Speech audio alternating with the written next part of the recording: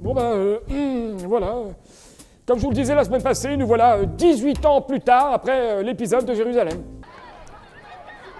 Mais oui, vous savez, Jésus a 12 ans, qui se trouvait peinard au temple pendant que ses parents le cherchaient depuis 3 jours. Ah oui! Oui, c'est vrai. Et oui, sauf dans l'histoire d'aujourd'hui, Jésus a 30 ans et moi j'en ai 50. Loin de moi l'idée d'être mal poli, mais tu vieillis plutôt mal. On dirait plutôt un papy de 90 ans, soit 58 ans plus tard et non 18.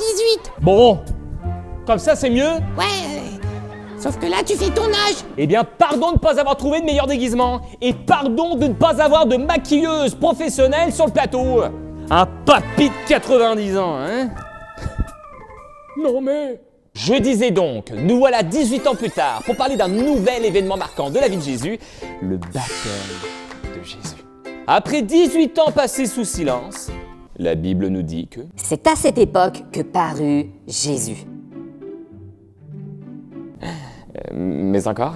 Il se rendit à Nazareth en Galilée, au Jourdain auprès de Jean pour y être baptisé par lui. Ah ah! Ce fameux Jean dont on parle n'est nul autre que Jean le Baptiste. Et oui, vous savez, le cousin de Jésus qui baptisait les gens. C'est un Jean-Baptiste? Lui-même. Celui qui mangeait des sauterelles et du miel sauvage? Entre autres, oui. Et qui portait un vêtement de chameau? Oui. Et qui...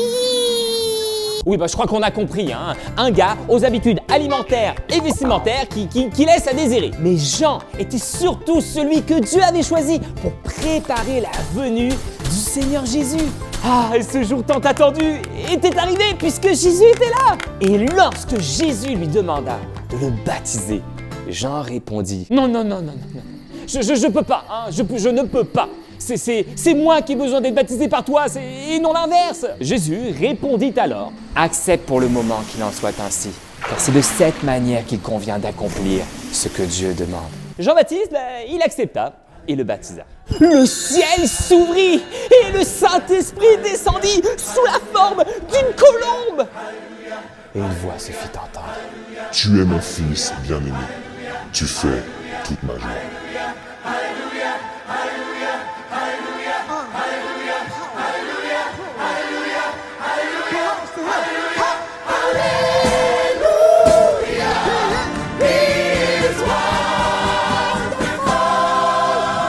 Incroyable, hein, pas vrai? Le ciel s'ouvre, le Saint-Esprit descend sur Jésus et Dieu affirme devant tous ceux présents ce jour-là que Jésus est son Fils bien-aimé, celui qui fait toute sa joie. Moi, je me souviens très bien de mon baptême, hein?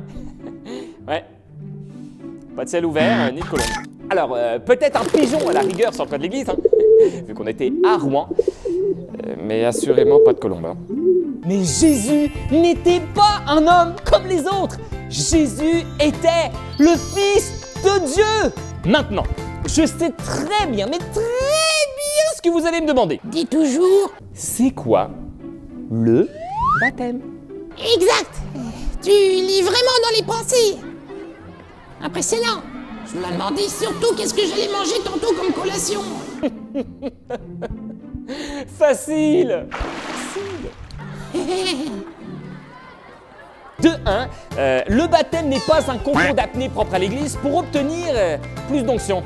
Allez, Jay, tu peux le faire. Encore quelques secondes et tu battras le record de pasteur David Potier. Lâche pas maintenant. Lâche pas maintenant.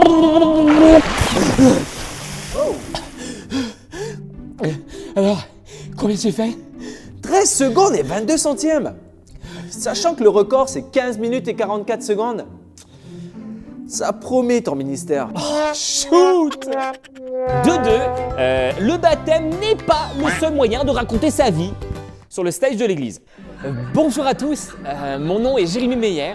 Je suis né un beau mercredi matin en l'an de grâce 1990, le 10 janvier 1990 pour être plus précis. Alors, par où commencer finalement ce témoignage? Commençons depuis le début. 1 hour later. c'est certain que l'arrivée de mon petit frère a été un choc pour moi. Je veux dire, c'est pas pour rien qu'à l'âge de 2 ans, j'ai quand même confondu ses pieds avec du fromage. 2 hours later. Bon, alors c'est vrai que je pourrais également vous parler de l'anniversaire de mes 10 ans, où je me suis retrouvé dans... Non, ça va. Merci pour ce beau témoignage vraiment touchant. Hein. Mais On est attendez, d'accord. je vous ai même pas encore parlé de ma rencontre avec Jésus. Encore quelques heures et on y était, hein. C'est promis, c'est promis. Je pense qu'on a compris. Suivant 2-3, le baptême n'est pas une petite trempette obligatoire pour faire plaisir à papa et maman ou bien pour obtenir de jolis cadeaux. Alors dis-moi, pourquoi aimerais-tu te faire baptiser? Pour suivre Jésus, j'imagine. Pour suivre Jésus, j'imagine. T'as pas l'air très convaincu là. Pour être franc avec vous, wesh, c'est mes parents qui veulent que je me baptise. Ah, Ouais, ils m'ont dit que si je me baptisais, je recevrais ma PS5. Je dis ok, wesh. ouais, Quoi? Ça pose problème. un peu quand même, si tu me permets d'être franc à mon tour. Voilà, c'est ce que je pensais. Plus sérieusement, et selon Jean-Baptiste, le baptême était l'acte traduisant le repentir sincère d'une personne vis-à-vis de son péché et son désir de changer de comportement. Dans ce sens, vous me demanderez donc pourquoi Jésus s'est-il fait baptiser? Il n'a ni besoin qu'on le pardonne et ni besoin de changer de comportement, alors pourquoi? En voilà une bonne question. Pour une fois. Eh bien, la réponse n'est pas si facile, mais je vais quand même essayer de vous donner quelques éléments. Au-delà d'un acte de repentance, le baptême peut également être vu comme l'acte symbolisant un avant et un après. L'avant correspondant à l'homme mort, livré au péché, et l'après à l'homme vivant par Dieu et pour lui. Jésus avait beau être le Fils de Dieu, Jésus n'en était pas moins un homme, un juif qui avait besoin d'être baptisé pour accomplir la volonté de son Père Céleste, présente et à venir. Pour nous aujourd'hui, le baptême est un témoignage public devant notre Église que nous désirons suivre Jésus, mettre en pratique sa parole dans nos vies et accomplir la mission qu'il nous a tous confiée. Aller auprès des gens de toutes les nations et faire d'eux des disciples, les baptisant au nom du Père, du Fils et du Saint-Esprit, et leur enseignant à pratiquer tout ce que Jésus nous a enseigné. Mais on se parle de tout ça dans quelques semaines. D'ici là, bonne semaine.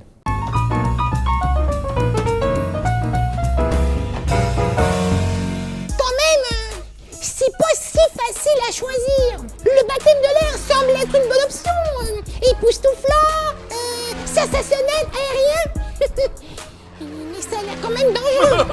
Le baptême du feu n'est pas vraiment le genre de baptême que je peux considérer. Non mais franchement, regardez-moi, je ne vais pas faire le feu. Oh non. Je crois donc que le baptême d'eau demeure l'option la plus raisonnable. Et puis, la neige, c'est de l'eau dans un sens. Désolé de vous interrompre, mais j'ai oublié de préciser tantôt que seul le baptême d'eau compte pour suivre Jésus, alors voilà. Tu peux continuer, Raph. Bon bah,